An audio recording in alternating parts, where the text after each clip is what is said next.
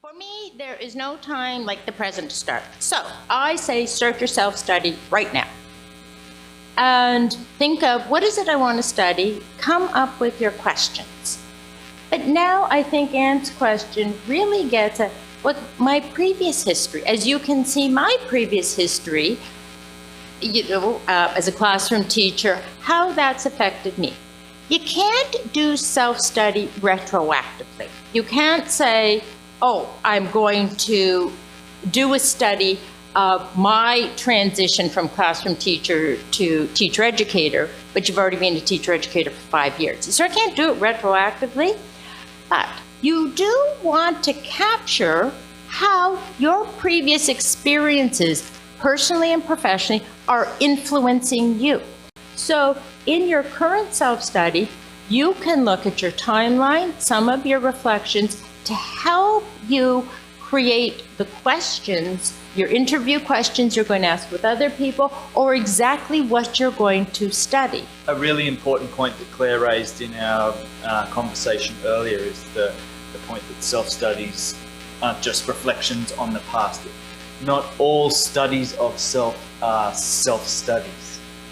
And that was something that Claire said when I was being introduced to self-study, that it's, you start with a research question and move from the present forward. You can draw from the past to think about how the past is influencing your present and future ideas, but it's not just, well, here's my biography.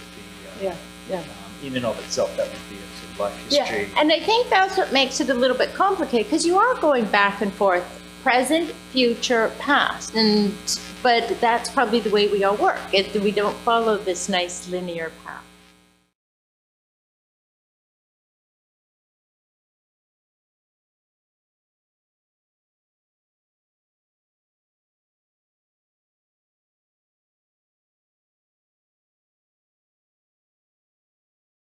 Individually, we need to ask, how can I improve my practice? But collectively, we need to pool together. So I think the kind of thing you're talking about is really important. And also, we need, for instance, have literacy teachers talk to literacy teachers, or phys ed teachers talk to phys ed teachers. I think that's really crucial. But also within institutions, we need to have more self-studies where, for instance, teacher educators in a faculty talk to each other about what they're doing.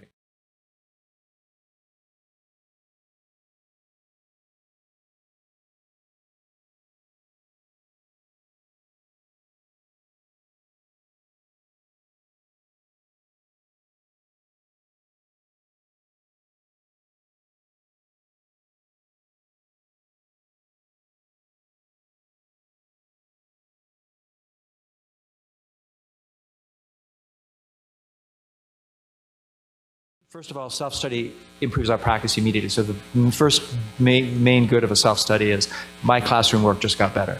My students have benefited. And then we can learn from those individual self-studies when they're shared. But I think we need to do some aggregation at times to see what can we learn as lessons across a series of self-studies. And I think Zeichner, and in the ARA book about studying teacher education, said it's very hard to use in larger studies because it seems idiosyncratic. It's not idiosyncratic, but if there's some ways that we can cluster, then I think it can start to have a bigger impact on the field as a whole. But you always lose something by going to scale, and Clive's absolutely correct about that. But you can also gain things in sharing that with a larger community.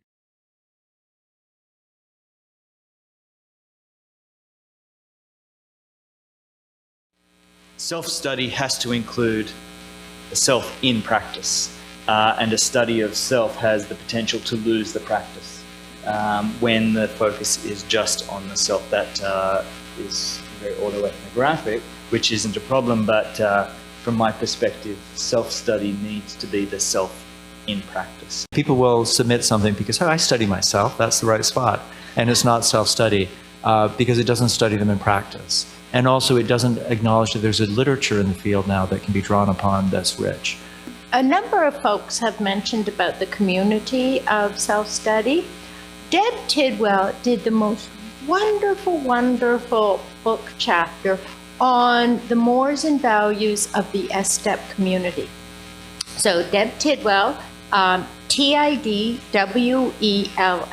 And it's in a book called Learning Communities that was edited, the first editor was Anastasia Samaras. So if you're sort of piqued by what you've heard today, you might want to read more. She did a beautiful history and what the culture at that moment was of self-study.